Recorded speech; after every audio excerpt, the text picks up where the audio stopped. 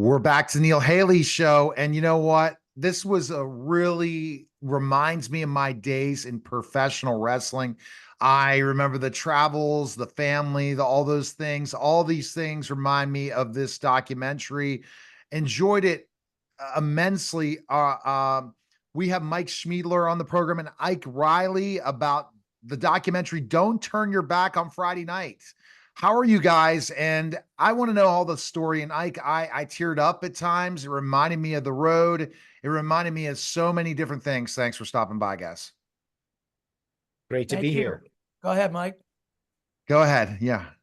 Yeah, no, well, Don't Turn Your Back on Friday Night, the name of our documentary, also the name of one of Ike's songs, and I think a great kind of tone setting for the story. And so it's a story told in a pretty interesting and different way. We're not just straight chronological. We kind of took some of Ike's songs and we hung themes, and those themes are family, being an artist, money, religion, love, and kind of all together, mash those up along the way and let the songs bring out the themes.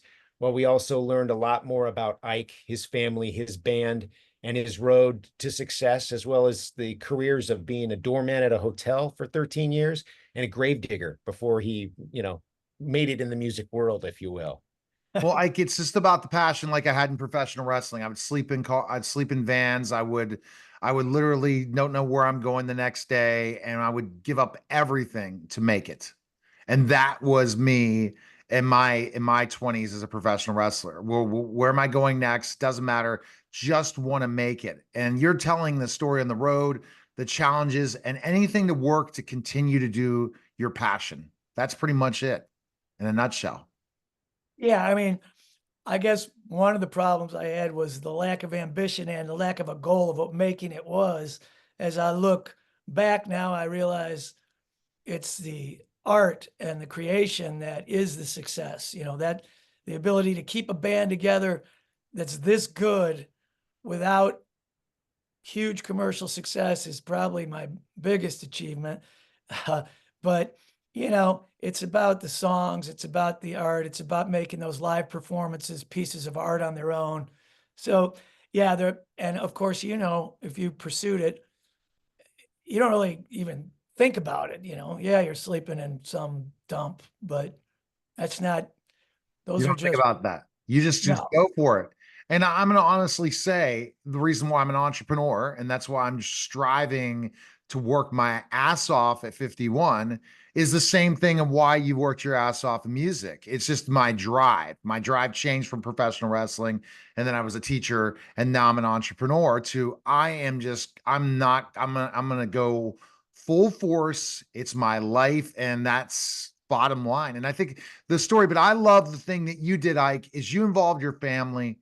It became a family business. Your band is family, and you showed something that a lot of artists don't do. You don't break up pretty much. And you kept the family together all through the trials and tribulations. And Mike, that must have been something that you were surprised about, right? Yeah, I Like, mean, to you be see honest with other you, you see other artists and behind the music and all those things, VH1 and all the chaos that how he was able to do it. yeah, I mean, I met Ike in 2013. My co-director, co-writer, and editor, Michael O'Brien, introduced him to me and saw my first Ike show in 2013. And in 2018, I was at a show and I'm like, we should just do an independent documentary about you because I want to show the world who you are. Right. And I mean, I'm a producer. I'm a television producer, writer, director. That's what I do. I do documentary, I do format series, I do all kinds of stuff. I'm like, we did an independent one, we could control it so we could really capture you. And more importantly, we can introduce you to that broader audience. And so I knew his music very well at that point. Frankly, I'd been to so many shows that I knew the band and I knew his family some peripherally, but I knew enough to be very, very intrigued by all of it and know how special it was. And so my pitch to him was that, and took me 9 months to wear him down, but then I got the funding in just 6 weeks. So if you know anything about independent Oh filmmaking, I my can tell you, God. In money's the six hard weeks? part. The How money's did you the get hard part. funding in 6 weeks, man? And then Well, yeah. he's got some fellow fans like me who have deep pockets and who believed in exactly what I was pitching. And they're like, yeah, I'm in. Absolutely. And I'm like, yeah, the irony is this guy over here is like, I'm not that interesting. Meanwhile, I've got, fellow fans who are like, yes, I've got the means and I'm going to get behind this 100%. Well, like your music, I've never heard it before, is unbelievable. When I watched the documentary, the music just everything caught me. Like, wow. And it caught me as you as an artist as well, and how you tell you're a storyteller, writer. But it's just like every time, and I love the way you guys did that by playing the music throughout the documentary, his music in a lot of live settings while telling stories. That was really interesting. I don't know how much is done like that, but I mean, that's the thing. Your music can go on for a lifetime with how you're able to, especially perform live. Well, they made a great movie, and that, and the way they did it, it was sneaky, and I haven't seen it in a lot of documentaries where they weave the narrative of a story into the bigger narrative of, you know, my story, our story. And it's really, that's what, you know, I think their film mirrors a little bit of how I write songs too. It's not black and white. There are no definitive truths.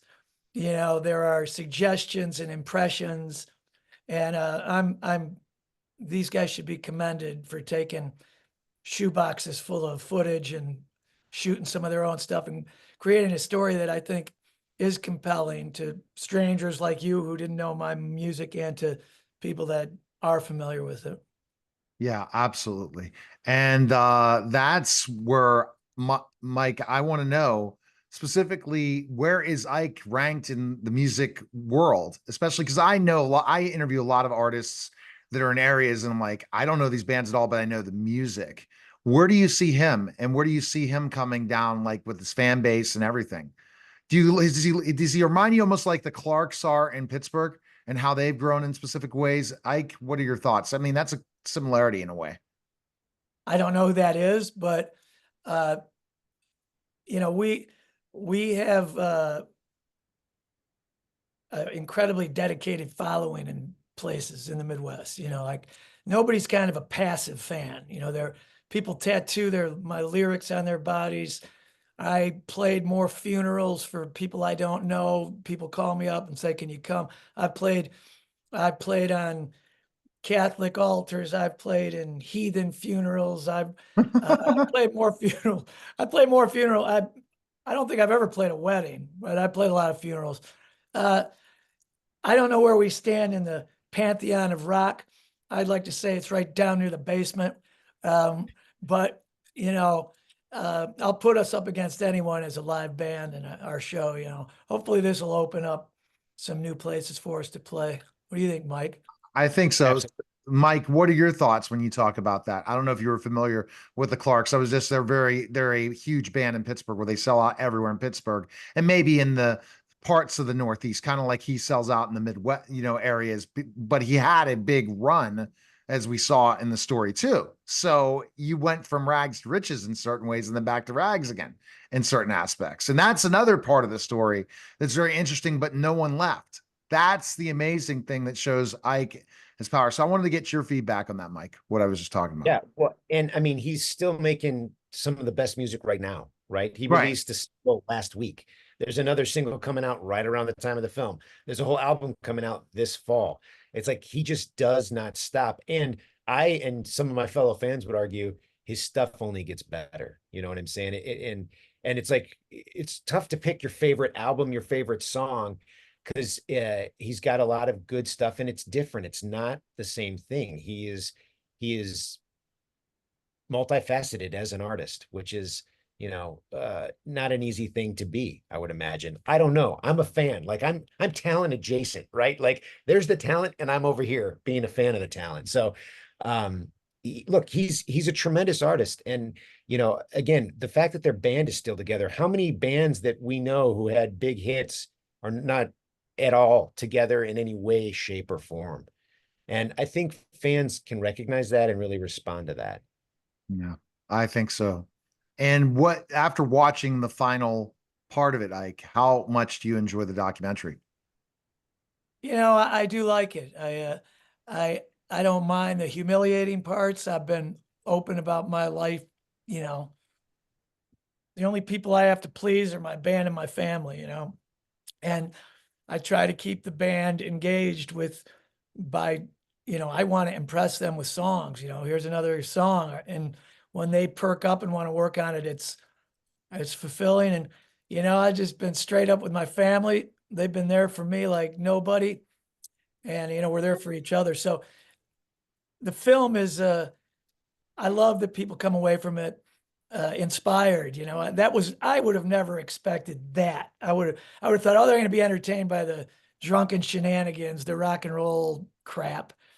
But to see the film they made that, you know, could make you, you know, inspire you to pursue anything, you know, professional wrestling to, you know, songwriting to bird watching, whatever, man, just find something in life that fulfills you. You know, money will come or it won't come. Don't pursue fame and money first. Pursue that thing that you want to be good, that you want to make your own unique, your own thing, you know? So where do you think, Mike, he's going next after this documentary comes out and more people discover his music, not just in certain areas? Well, I've got a whole runway of goals, make no doubt about it. I already told him I Those want are him your on. personal goals. Those are my personal goals, not Ike's. But I think I want to get him on late night show performing by the end of the year. I want a 2.0. They did a family quarantine hour during COVID that was so popular and so amazing because it was just him and his family together. And in that room you see him sitting in right now, he would play with the boys, and his 97-year-old mom was there, and Carol maybe drops by, his daughter Hannah stops by, maybe, you know, Pete Cimbalo comes down the block and with the window open because it's COVID and stops by. The shows they did were almost like somebody in the film describes it as like a what was it, like a twisted you know, family the Osmond family, you know, show kind of thing. And they were great. So that's my idea, to take those and cut those down. Then 3.0, we go on a big tour because everybody knows who he is. You come out, we get bigger crowds. I filmed that, and that's season 4 of the show. Oh, so you're thinking a series? Oh yeah, I mean, I think That's what he's thinking. that's what I'm thinking. Okay, I like how he thinks big. Come on, Yeah, I think your music small. is All right. well. I mean, the thing that I'm going to go back to the whole thing. You got your record deal, and how that kind of, we're not going to give it away, but ultimately, when you look back, are you happy where you're at? Because you could end up something later. You know how independent artists are, or other people were discovered. They thought your talent was unbelievable when you got the deal. Just everyone got screwed over back in the day with record companies, right? I guess, yeah. I mean, I don't know everyone else's experience. Is your question, am I happy where I'm at now? Yeah. All this shit that happened, you know, who knows if I may have not written these songs I've written. My family's intact. I'm not a drunk. I'm broke as shit, but I'm happy where I'm at. Yeah. I mean, I just want to work more, you know, but if we would have had success then, I don't know what would have happened. I may have never written another song. You know, I always said if I had 18 grand in the bank, I'd retire. You know, I have very low expectations. 18 grand's my number. Well, I think that it's great to have someone like Mike on your side to do this and to get this out there. What are the goals when this documentary is released? How are you going to get this out to the world? What are your hopes, Mike? So it's out on demand. We're going to be on Apple TV Plus, Prime, pretty any much digital platform, and cable, Xfinity, et cetera. You'll be able to get it any and everywhere. In fact, the pre-order is available right now, like I said, on Apple. And people should pre-order. People should pre-order right now. Get it while you can. And in fact, you know what, we have a track from Ike, a bonus track. If you pre-order, you get a secret track that you can get off of exclusive. It's an exclusive track. Sorry, my fault. Exclusive track. But no, I mean, we're trying to get everybody on there. And I truly believe this is the kind of film that word of mouth, it stays with you. It stays with you. And I know this from people who've watched it, and we've done 2 screenings, one at Notre Dame and one up in Minneapolis. And the people that kind of, the word of mouth after the fact people talk about it and they tell people about it. And it's that kind of thing where it stays with you and you have to talk about it. And when you tell somebody else about it, you want them to see it so you can discuss it. And I think that is a rare thing. And I think in today's crowded media world where there's so many things, and unless you're, Despicable Me 4 or whatever the studio's, throwing a jajillion dollars at, you listen to your friends and you talk about what moves you, and this moves people. And so my hope is that that word of mouth really continues. I mean, we certainly are doing press and doing all kinds of other push. We're going to show it in 5 cities. We're doing a premiere in Minneapolis, Chicago, Denver, Cleveland, Fort Wayne, theatrically with live shows. That's the best part, is you'll be able to hear these guys play live after the fact. Fantastic. When are they coming up? August 12th will be in Minneapolis at the Parkway. August 15th, 2 shows at Metro here in Chicago. Great Morello's gonna venue. be there. Tom Morello will be at that show. We're then going to go to Denver at the SIE, the Sci Film Center. The 22nd, we're going to be at the Film Center of Fort Wayne, Indiana, and then a venue that Ike's played in Cleveland, the Beachland Ballroom. We'll be there with the film and another live performance there on the 23rd of August. The 23rd of August. So definitely have your team reach out. I mean, I'm close to Cleveland. I'd love to go to the show. You're there. August 20th, because I'm in Pittsburgh. So I just get my emails, neilhaley@neilhaley.com. Just Hey, go Neil, ahead. there's and contact footage. me. There's footage in the film from Pittsburgh, I'm sure. Really? Okay. I Where'd think you it's play in Pittsburgh? From Club Cafe. Okay. Oh, I'm I almost don't know if positive. it's called. Also, my other Pittsburgh story is I used to play at the John Kolar Slovak Society. It's the craziest gig. People smoked. This wasn't that long ago. I was made an honorary member by the president of the John Kolar Slovak Society.